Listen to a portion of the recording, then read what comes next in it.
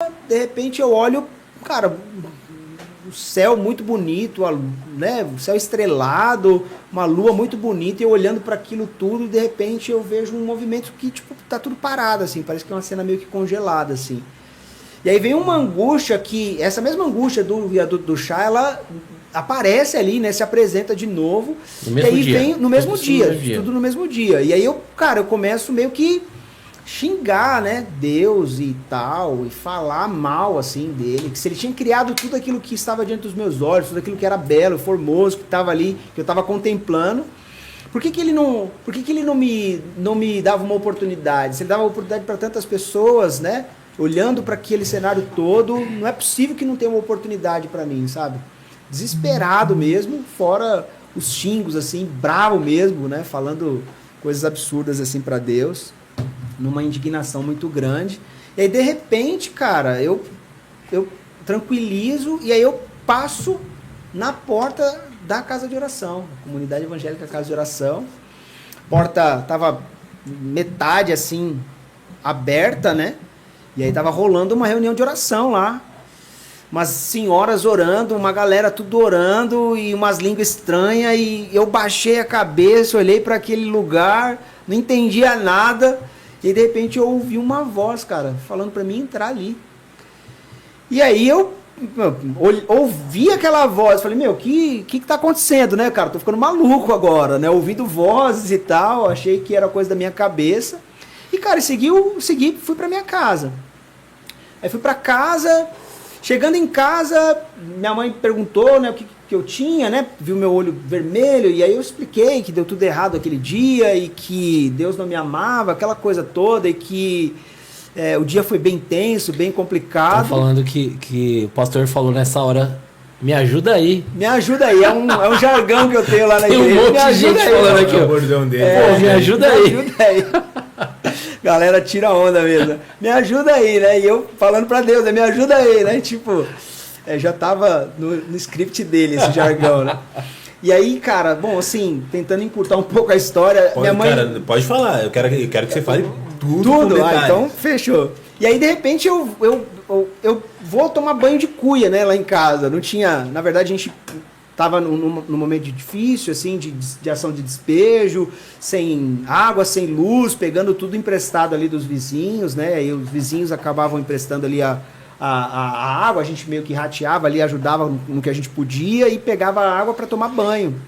Vela por todos os lugares da casa, uma situação assim bem de vulnerabilidade social mesmo que a gente estava vivendo. E aí eu vou tomar um banho, cara, e aí de repente no meio do banho ali, termino de tomar banho, eu ouvia, sabe, aquela voz novamente no meu interior, sabe? Aí, cara, coloquei minha melhor roupa. Ia pra igreja, né, mano? Vi lá aquele movimento. Aí eu lembro da gravatinha dourada, tinha uma gravata dourada, uma blusinha azul de cetim, calça preta. Quem é os pagodeiros da época vai lembrar, né, cara, e tal. Pique aí, pagodeiro, pique hoje. Pagodeiro, eu falei, é hoje, vou lá pra igreja dos crentes, né, e tal. E aí, cara, quando eu chego na igreja, cara, foi algo surreal, assim, o culto já tinha começado, fico no último banco da igreja e a pastora Cida, cara, ela levanta pra ir pregar e do nada, assim, ela para e ela começa a chorar lá, eu chorando lá embaixo, sem entender de nada, assim, o que estava acontecendo, e um choro realmente tomado por uma angústia muito forte. E aí ela muda ali um pouco do contexto do culto, né? Hoje a gente está ali convivendo nessa experiência, né, de estar ali para pregar a mensagem, então a gente sabe que é comum essas paradas acontecerem e tal. E ela começa a trazer algumas falas, sabe? Uma palavra assim que eu sabia que era para mim, tá ligado? Tipo, ela traz uma mensagem muito, muito realista a respeito do meu dia, e ela vai trazendo coisas que aconteceram naquele dia. Numa quarta-feira, não esqueço, né? E aí ela, de repente, ela começa a falar, olha, hoje o seu dia foi muito ruim, as portas que você achou que iriam se abrir, elas se fecharam, você tentou contra a sua própria vida, e Deus falou para você vir aqui, para você entrar nesse lugar. E você está aqui por um propósito, por um motivo. Você só precisa fazer a escolha certa. Você só precisa voltar o seu coração para Deus. E aí ela pregou a mensagem e muito rápido, e aí fez um apelo quando eu me dei por conta eu já estava lá na frente, entregando minha vida para Jesus. E aí, cara, assim, na hora que eu entrego a minha vida para Jesus, ela traz algumas falas, assim, né? Ela não sabia para quem que era, né? Tinha uma galera ali na frente e tal. E ela falava assim, eu tenho que falar isso para uma pessoa que está no nosso meio. E ela falava, olha, Deus te trouxe aqui para dizer para você que essa situação está mudando hoje. Ainda essa semana ele vai abrir uma porta para você. E daqui 15 dias ele vai mudar a história da sua família. Você disse que se Deus realmente existia, que ele fizesse algo para provar a existência dele. Pode contar os dias, você vai ter a sua história mudada. Cara, aquilo foi para mim, sabe? Então eu enchi meu coração ali, hoje eu entendo que enchi meu coração de fé, de esperança e tal. Cara, eu pisei o pé para fora da igreja, a minha sogra, na época, namorava com a minha esposa, né? E aí ela me liga, cara, falando para mim se dava para eu ir, né, na casa dela para fazer um trabalho para ela, né, de levar. Ela vendia, pode falar o nome? Pode? Ela vendia produtos da Avon, de repente a Avon patrocina o canal aqui. É isso aí, Avon. Então, de repente, ela pega e né, e fala para mim, você pode vir aqui levar umas caixinhas, né? E aí ela traz essa fala, né? Eu falei, pô, dona Jo, não tenho nem passe, na época era passe de ônibus, né? Eu não tenho passe nem para ir aí na sua casa, mas se eu conseguir arrumar aqui, ela ainda fala, ó, vê se você consegue pelo menos um para chegar aqui, depois eu consigo para você voltar e tal. E aí, de repente, no meio desse processo, eu bati na porta da vizinha, a vizinha me emprestou um passe, fui até a casa dela, cara, e aí cheguei lá, para minha surpresa, eram umas 2 sacolas com um monte de caixa, vim carregado. E o medo da sogra, né? Teve que arrumar um passe de qualquer jeito. Meu Deus do céu. Ela me deu os passes, cara. Me deu os passes pra me pagar a mulher e pra mim no dia seguinte levar lá no metrô Armênia. Um rolê, mano. Eu vim da casa dela esbravejando, murmurando, reclamando, porque ela falou pra mim que era 2 caixinhas, eram 2 caixas gigantes. Terrível, gente. Mas é isso, sogra. Como é o nome da sogra? Josefina, Dona Jo. Te amo, Dona Jo. Bom, aí, cara, eu vim com aquelas caixas, né, e tal.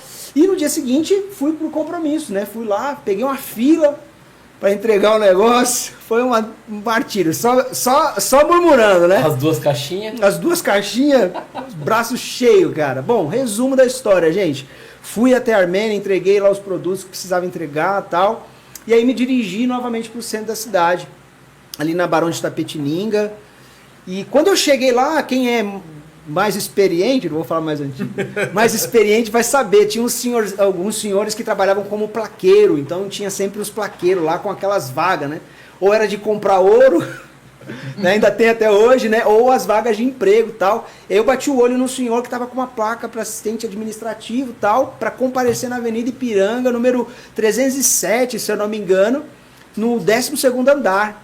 E aí eu, corri para lá, cheguei e já fui direto pro endereço. Chegando lá na recepção, né? Tava sem um currículo, né? Mas estava com a minha carteira de trabalho. E aí pedi para fazer uma ficha. Aí a menina falou, olha, não tem como, né? Todo mundo que já compareceu mais cedo já foi encaminhado, já pegaram as cartas de encaminhamento. Não tem possibilidade. E aí eu virei as costas para ir embora. De repente, uma outra moça que trabalhava lá perguntou para que vaga eu tinha ido. E aí ela falou, eu falei que era vaga de assistente administrativo e tal.